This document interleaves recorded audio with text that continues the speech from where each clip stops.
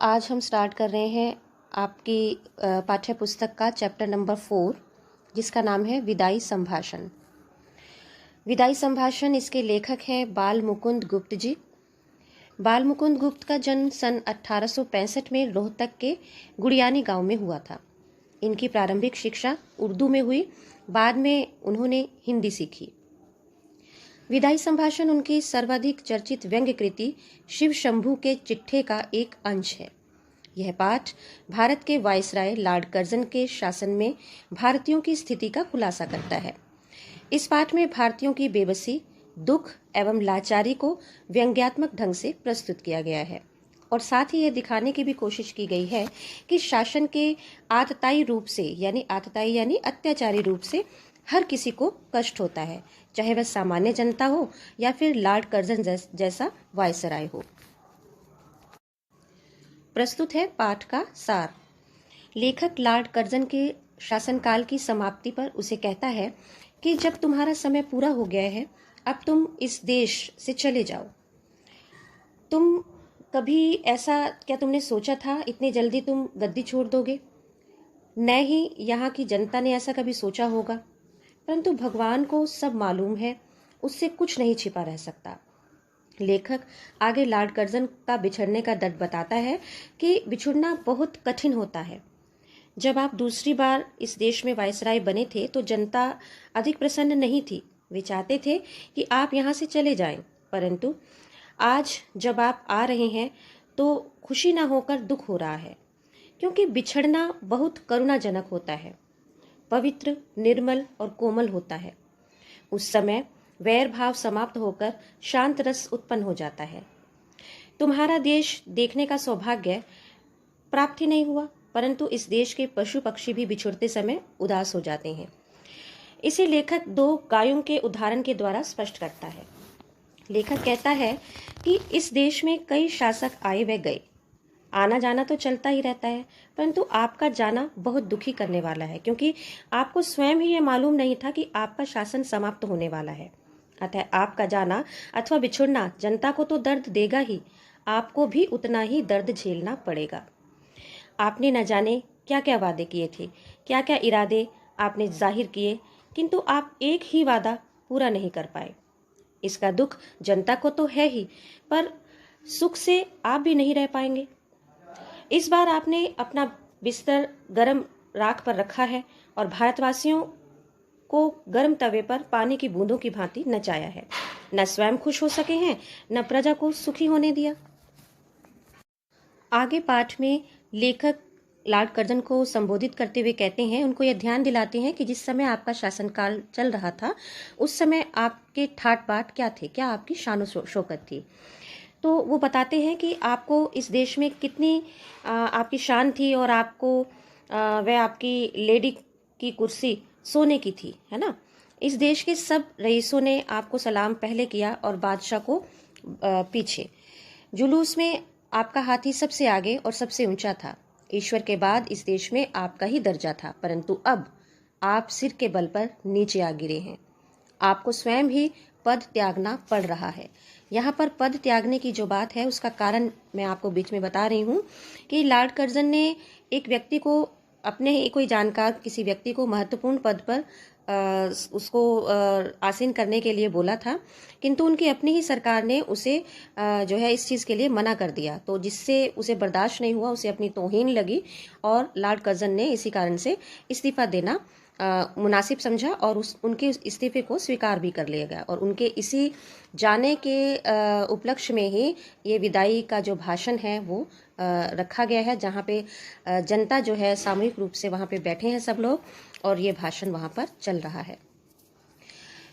तो इस देश के वो उनकी प्रशंसा करते हुए कहते हैं, उनके शासनकाल के दौरान जो उनकी शान शौकत थी कि इस देश के हाकिम आपकी ताल पर नाचते थे और राजा महाराजा डोरी हिलाने से सामने हाथ बांधे हाजिर होते थे।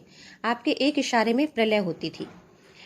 आपका इतना ऊंचा चढ़कर गिरना यहाँ के निवासियों को दुखी कर रहा है। यहाँ पे व्यंग्यात्मक जो छवि है वो नजर आ रही है।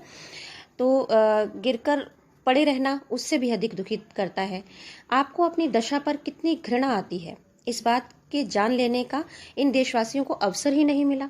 मतलब आप इतनी जल्दी जा रहे हैं कि तुरंत आपको किस चीज़ का, उस चीज़ का इतना बुरा लगा है, आपकी वो फीलिंग्स या आपका जो रिएक्शन है, वो देशवासी बेचारे अछूते रह गए आपके उस दुख भरे चेहरे को, ज़्यादा देर तक वो नहीं देख पा रहे हैं। लेखक लॉर्ड कर्जन को याद दिलाता है कि आपने कोई भी कार्य ऐसा किया जो प्रजा के हित में हो, या आपने अपने शासक होने का कोई दायित्व निभाया।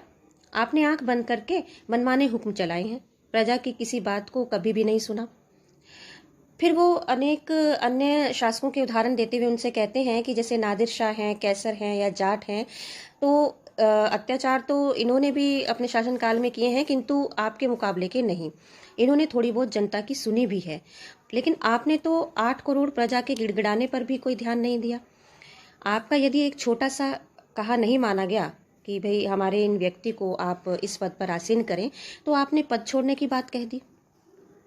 यहाँ की प्रजा ने आपको, आपकी जिद का फल यही देख लिया है ना, कि आपने जिद की और उसका परिणाम क्या हुआ कि आपको खुद ही इस्तीफा देना पड़ रहा है। तो इस देश की प्रजा को पीड़ित किया है आपने, और आपको भी उनसे कम पीड़ा नहीं महसूस हो रही इस समय। आप स्वयं उसका शिकार हो गए हैं। यहाँ की प्रजा वह प्रजा है जो अपने दुख और कष्टों की अपेक्षा परिणाम का अधिक ध्यान रखती है। बच्चों, पाठ में आगे लेखक जो हैं वो लॉर्ड कर्जन को व्यंग्यात्मक रूप से संबोधित करते हुए कहते हैं कि क्या आप भारत के लिए यह कह सकेंगे कि हे अभागे भारत, मैंने तुझसे सब प्रकार का लाभ उठाया, तेरी बदौलत वह शान देखी जो इस जीवन में असंभव है। तूने मेरा कुछ नहीं बिगाड़ा, पर मैंने तेरे बिगाड़ने में कुछ कमी नहीं की। संसार के सबसे पुराने देश मेरे भारत, जब तक मेरे हाथ में शक्ति थी, तेरी भलाई की इच्छा भी मेरे मन में नहीं थी। आज कुछ शक्ति नहीं है जो तेरे लिए कुछ कर सकूं, लेकिन यह आशीर्वाद है कि तू फिर उठे और अपने प्राचीन गौरव और यश को फिर से प्राप्त करे। मेरे बाद आने वाले तेरे गौरव को समझें, मगर आप में इतनी उदारता कहाँ। यह कटाक्ष भरे कथन कहकर लेखक पाठ को समाप्त कर देता है। वेल स्टूडेंट्स, ये था आपका विदाई संभाषण चैप्टर का सार। इसमें हम ये समझ पा रहे हैं, इन शॉर्ट मैं आपको बताती हूँ कि लॉर्ड कर्जन एक शासक था जिसने कि बंगाल का विभाजन किया था 1905 ईस्वी में। तो ये विभाजन जिस समय वो कर रहा था, उसने जनता की एक नहीं सुनी। जनता ये नहीं चाह रही थी कि बंगाल विभाजन हो। तो 8 करोड़ जनता, लगभग 8 करोड़ जनता ने इस चीज़ का विरोध किया, और उसके जनता की किसी बात को ना सुनते हुए लॉर्ड कर्जन ने 1905 ईस्वी में बंगाल विभाजन कर दिया। यहाँ पर इसमें यह बताया है कि लॉर्ड कर्जन एक बड़ा ही अत्याचारी शासक था, और उसने जनता पर निरंतर अत्याचार ही किए हैं। जनता की एक नहीं सुनी और हमेशा अपनी मनमानी की है।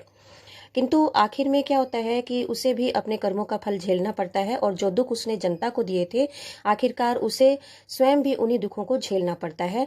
अपनी एक इच्छा को मनवाने के लिए उसे तौहीन महसूस होती है जब उसकी वह इच्छा पूरी नहीं होती, उसके द्वारा बताए गए किसी व्यक्ति को उच्च पद पर आसीन नहीं किया जाता है, तो उसे तौहीन महसूस हो जाती है, जिस कारण से वह अपने पद से इस्तीफा देता है। और इसी समय उसका जो है इस्तीफा स्वीकार कर लिया जाता है, और तत्पश्चात जो है ये विदाई का एक समारोह होता है जो लॉर्ड कर्जन के लिए जनता ने रखा होता है, और वहाँ पर व्यंग्यात्मक रूप से लेखक और जनता जो है लॉर्ड कर्जन पर कटाक्ष करती हैं। मुझे उम्मीद है आपको ये सारी कहानी समझ में आ गई होगी। Thank you.